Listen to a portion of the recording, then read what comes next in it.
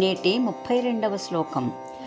నిశ్శేషం నైశమంభః ప్రసభమపదన్నశ్రులేశానుకారీ స్తోకస్తోకాపనీతారుణరుచిరచిరాదస్త దోషానుషంగః దాతా దృష్టిం ప్రసన్నాం త్రిభువననయనస్యాసు యుష్మద్విరుద్ధం వద్యాద్భ్రద్నస్య సిద్ధాంజన విధిరపరః ప్రాక్తనో అర్చిః ప్రచారః.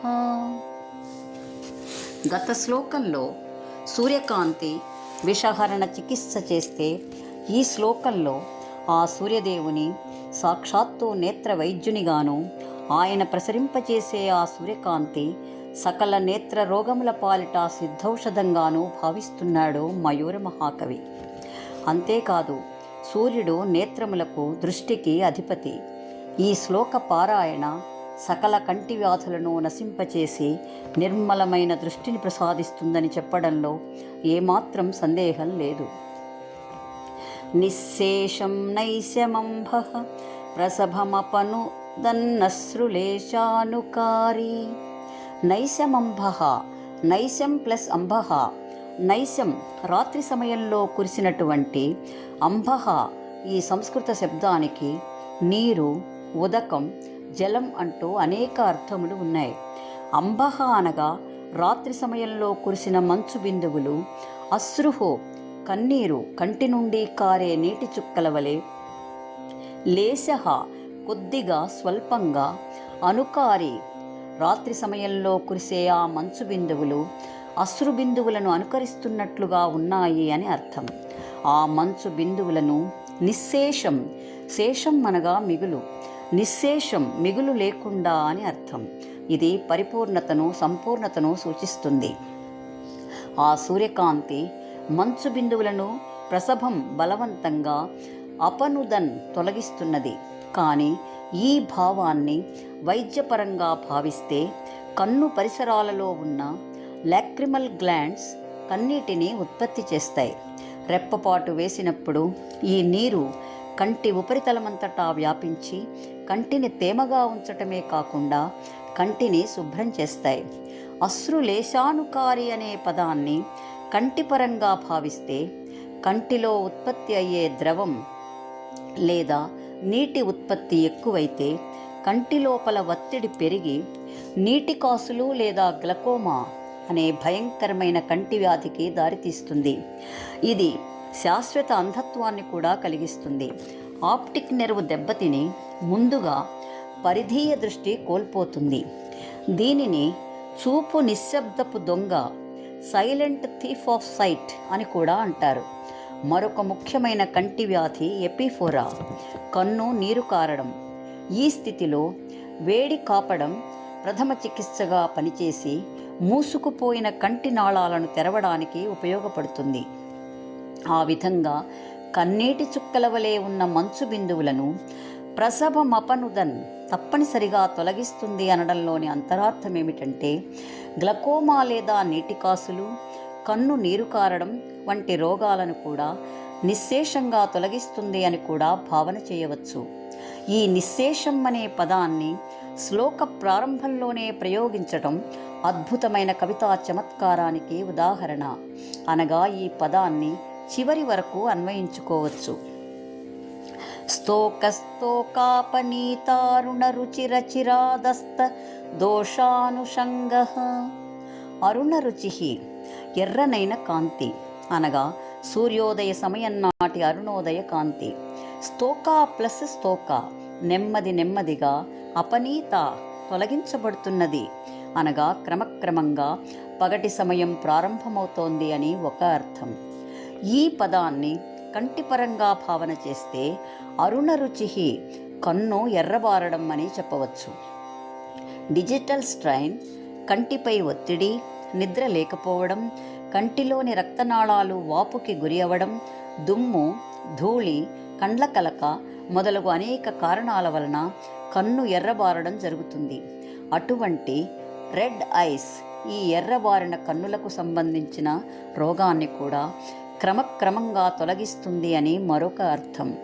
అచిరాత్ ఏమాత్రం ఆలస్యం లేకుండా అస్త రాత్రి లేదా చీకటికి అనుషంగ సంబంధించినటువంటి దోషమును లేదా చీకటిని అపనీత తొలగిస్తున్నది.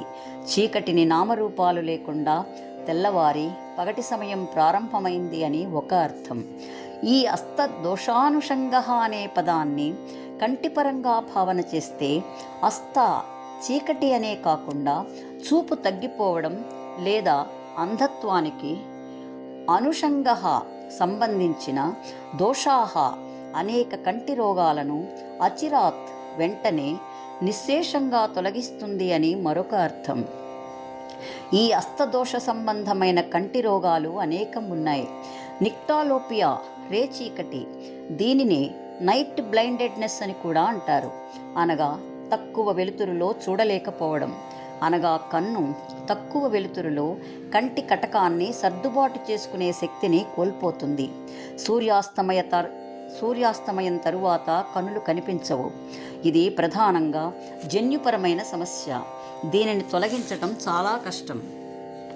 ఇదే అంశం జాంబవతి కృష్ణ పరమాత్ముల తనయుడైన సాంబుని ముందర అంతరిక్షం నుండి జారిపడిన వివస్వదార్యావింశతి స్తోత్రంలోని 16వ శ్లోకంలో తిమిరమివ నేత్ర తిమిరం పటలమివాశేష రోగపటలం నహ రోగశూన్యతాం కురుతాత్ అంటూ చెప్పబడింది.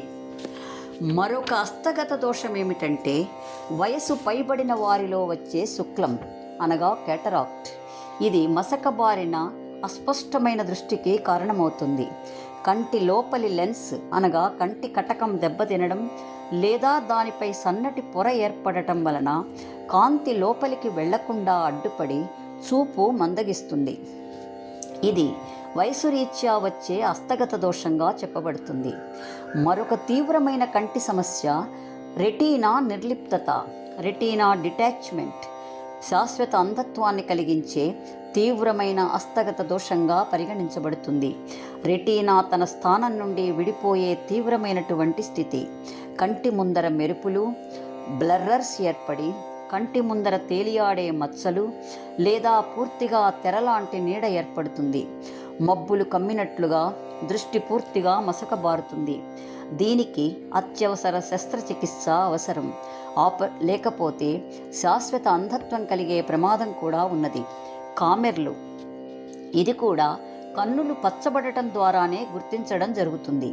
ఈ విధంగా హస్తదోషానుషంగ అనగా హస్తగత సంబంధమైన దోషములు కన్నులు ఎర్రబారడం, రేచీకటి, శుక్లం, రెటీనా డిటాచ్మెంట్ లేదా రెటీనా నిర్లిప్తత మొదలగు చూపును కోల్పోయే ప్రమాదమున్న కంటి రోగములన్నింటినీ అచిరాత్ ఏమాత్రం ఆలస్యం లేకుండా నిశ్శేషంగా తొలగిస్తుంది అని మరొక అర్థం. మరొక అద్భుతమైన పదప్రయోగం ఏమిటంటే కన్ను ఎర్రబారడం స్తోకా నెమ్మది నెమ్మదిగా తగ్గుతుంది. కానీ హస్తగత దోషములైన కేటరాక్ట్, రెటీనా డిటాచ్మెంట్ వంటి కంటి వ్యాధులు అచిరాత్ అని ప్రయోగించటంలోని అంతరార్థం ఏమిటంటే ఏమాత్రం ఆలస్యం చేయకుండా శస్త్రచికిత్సతో మాత్రమే నయం చేయగల కంటి రోగాలు అంటూ అంతర్లీనంగా హెచ్చరిస్తున్నాడు సహజంగానే వైద్యుడైన మయూర మహాకవి. తరువాత 2 పాదములను కలిపి భావన చేస్తే దాతా దృష్టిం ప్రసన్నాం త్రిభువన నయనస్యాసు యుష్మద్విరుద్ధం వద్యాద్భ్రత్నస్య సిద్ధాంజన విధిరపరః ప్రాక్తనో అర్చిః ప్రచారః. త్రిభువన నయనస్య ముల్లోకముల యొక్క కంటికి లేదా ముల్లోకములకు, బ్రధ్నస్య ఆ సూర్యదేవుని యొక్క, ప్రాక్తనో పురాతనమై అతి ప్రాచీనమై మొట్టమొదటగా చెప్పబడుతున్నటువంటి అర్చిః, ఇది సంస్కృతపరమైన వేద శబ్దం. వేద శబ్దాల ప్రయోగంతో కవిత్వం రాయగలిగిన వాడే మహాకవిగా చెప్పబడతాడు. అర్చిః అనగా కాంతి, జ్వాల, కిరణం, అగ్ని, ప్రకాశం అంటూ అనేక అర్థములు ఉన్నాయి. వేదాల్లో ఈ అర్థం తేజస్సుని, ప్రకాశాన్ని తెలియజేసే పదంగా ప్రయోగించడం జరిగింది. ప్రాక్తనో అర్చిః అనటంలోని మరొక వేదపరమైన అంతరార్థం ఏమిటంటే వేదాలలో ప్రాచీనమైనది ఋగ్వేదం. ఈ ఋగ్వేదంలోని 3వ మండలం అత్యంత పవిత్రమైనది. ఇందులో 62 సూక్తములు ఉన్నాయి. సూర్యదేవునికి అంకితం చేయబడిన ప్రసిద్ధ గాయత్రి మంత్రం ఈ మండలంలోనే ఉన్నది. ఈ మండలంలోని 6వ సూక్తం అగ్ని సూక్తంగా చెప్పబడుతుంది. ఇందులో అర్చిహి అనే పదం తేజస్సుకు సంకేతంగా ప్రయోగించారు. అటువంటి అర్చిహి ప్రచారః తేజోవంతమైన ఆ సూర్యప్రకాశం, అపరహ రెండవది, మరియొకటి ఇతరమైనది అనే అర్థములే కాకుండా శత్రువు అనే అర్థం కూడా ఉన్నది. ఆ సూర్యకాంతి ఈ కంటి రోగముల పాలిట శత్రువై మరియొక సిద్ధాంజన విధి. అంజనం అనగా సాధారణంగా కనులకు పెట్టుకునే కాటుక. కానీ సిద్ధ ప్లస్ అంజనం అనగా ఆయుర్వేదంలో కంటి చూపును మెరుగుపరచటానికి వాడే ఔషధ ప్రక్రియ అని కూడా చెప్పవచ్చు. అంతేకాకుండా అంజనం అనగా అయోమయ నివృత్తిని కలిగించే ఒక తాంత్రిక ప్రక్రియ. యుష్మత్ మీ యొక్క వివిధములైన కంటి రోగములన్నింటికీ విరుద్ధం. ఆయుర్వేదంలో ఈ పదం ప్రతికూలమైన అనే అర్థంలో వాడబడుతుంది. వివిధములైనటువంటి కంటి రోగములకు ఆ సూర్యకాంతి విరుగుడు వలె పనిచేసి వధ్యాత్ ఆ రోగములను హతమార్చి ప్రసన్నాం నిర్మలమైన దృష్టిం చూపుని దాత కలిగించుగాక అని ఆకాంక్షిస్తున్నాడు మయూరుడు. అర్చిహి ప్రచారః అనగా చాందోగ్యోపనిషత్తు ప్రకారంగా దేహత్యాగం తరువాత ఆత్మ ప్రయాణించే అర్చిరాది మార్గంగా, కాంతి మార్గం అనగా ముక్తికి త్రోవగా ఆ సూర్యకాంతి ప్రకాశిస్తున్నది అని మరొక తత్వపరమైన అంతరార్థం. ఈ శ్లోకం ఆర్యావింశతి స్తోత్రంలోని త్వచిదోష దృశిదోష హృదిదోష ఏ అఖిలేంద్రియజ దోషాః తాన్ పూషా హతదోషః సర్వాన్ కిరణాగ్నినా దహతాత్ అనే 15వ శ్లోకానికి స్వేచ్ఛానువాదంగా చెప్పవచ్చు. ఈ విధంగా ఆ సూర్యకాంతి రాత్రి కురిసిన మంచు బిందువులనే కాక సమూలంగా చీకటిని సైతం తొలగించి ముల్లోకములకు నేత్రమై మన కంటికి కూడా గ్లకోమా లేదా నీటికాసులు, కన్ను నీరు కారడం, కన్ను ఎర్రబడటం, రేచీకటి, శుక్లం, రెటీనా డిటాచ్మెంట్ లేదా రెటీనా నిర్లిప్తత వంటి సకల రోగముల పాలిట శత్రువై ఔషధము వలె పనిచేసి ఈ రోగములన్నింటినీ హతమార్చి నిర్మలమైన దృష్టిని ప్రసాదించి ముక్తి మార్గము వైపు నడిపించుగాక అని ఆకాంక్షిస్తున్నాడు మయూర మహాకవి.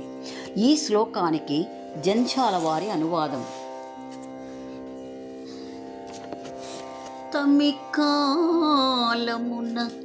మంచు దట్టముగా పట్టే రేరాణి కన్నీటి ధారవోలే భాస్కరుండిది చూచి భావించి ఎర్రగా దోసాకరుని యొక్క దుడుకుదనము సంపర్క దోషము సంక్రమించెనదిగో ఆననము కళావిహీనమయ్యే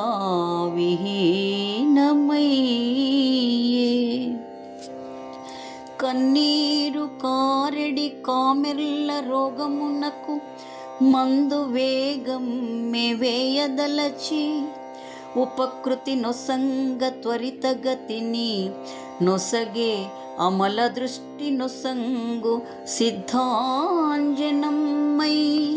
అవిగో సూర్యమయూఖాలు అవతరించే సోదరా తెమ్ము పూజా ప్రసూన వితతి. స్వస్తి.